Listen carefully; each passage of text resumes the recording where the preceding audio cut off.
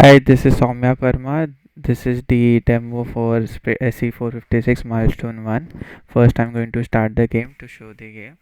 So, as you can see, the aliens are moving and animating at the same time, and I can now turn on and off the sprite boxes. And this is the demo for the game. So, now I'm going to show the methods used. So, first is the singleton method.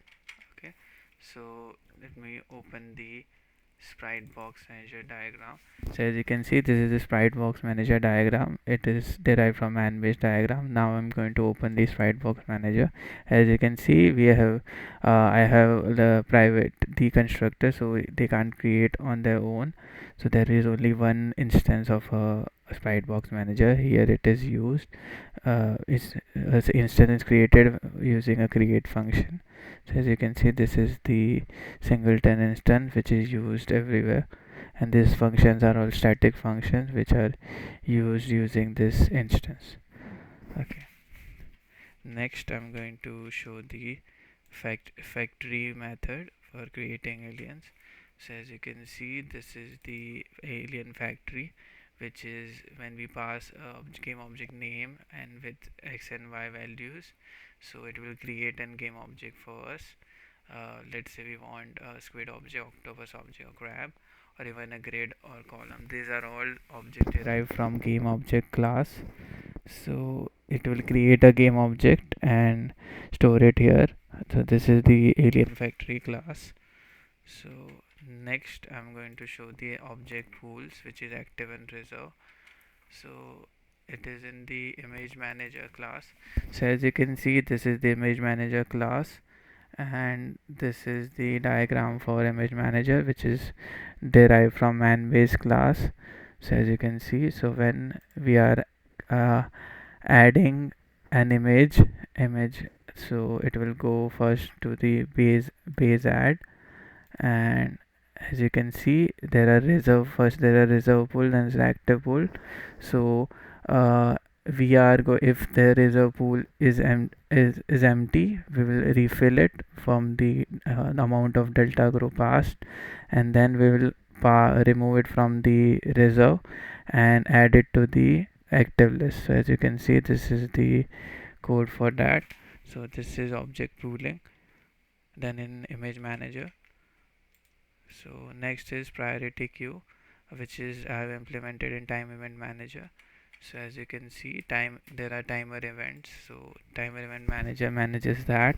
So when we are adding a timer event, we are adding it based on the delta time, which is when it will trigger. So this is the base priority add. So when we are passing the delta time, so it will arrange the time events in based on the delta time in sorted order. So as you can see, this is adding with priority, and this is the code for that. So in here, when we are updating it, the time events, and as you can see, we are passing the iterator, and this is where if the current time is greater than the trigger time, then only it will trigger. Other than that, it will early out, so it won't iterate through all the timer events. So this is the priority queue. Next is the sprite proxy. So sprite proxy is sprite game proxy. So we are only passing the values which are like necessary, like the x and y values. Other than that, we are passing it to the real sprite. So this is the class for sprite proxy. Here we are pushing the real values both in update and draw, as you can see. So this is the code for pushing the real values. So when we create the proxy, we are passing these values to a sprite game, which is the real sprite game class. So we are pushing the values here. This is the proxy pattern, and next is the command pattern. So we are using movement and add a movement command here, and we are adding it to a timer event, and it will move at duration of 0.5 seconds. So this is the movement command class. So as you can see, it is derived from a command class. The command class only has one, is an abstract class which contains execute function. So timer events calls this execute function every time, and then this will add back to the timer event, as you can see. So this is the movement command. So this is how I implemented the command pattern, and this is the diagram for this.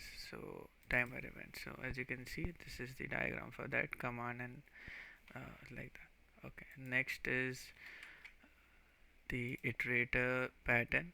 So as you can see, like first I'm gonna go into the sprite batch manager, and here here I'm going to show when we are drawing the sprite batches, we are calling an iterator, and which this class will get us the iterator.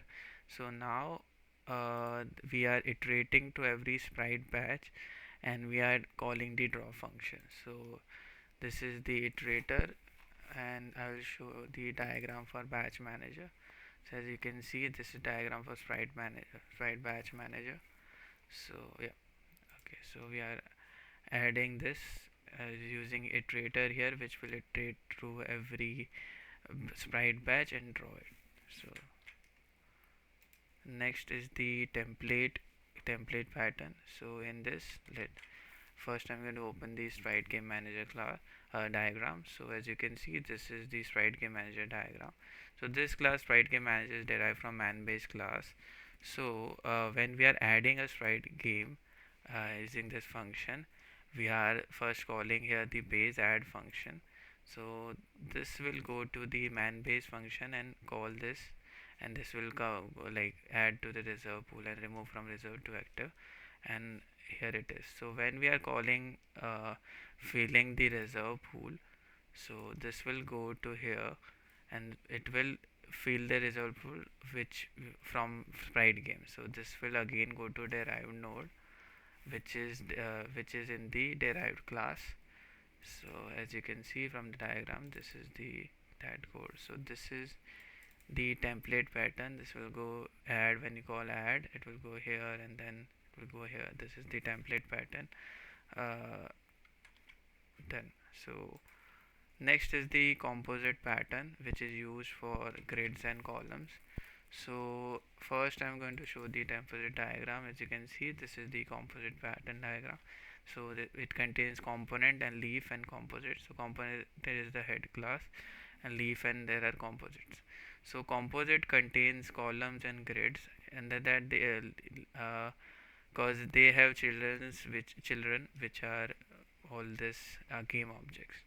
So this is the alien column class, as you can see, and this is the alien grid class, which are both derived from composite, and we are using this here to add that component, as you can see.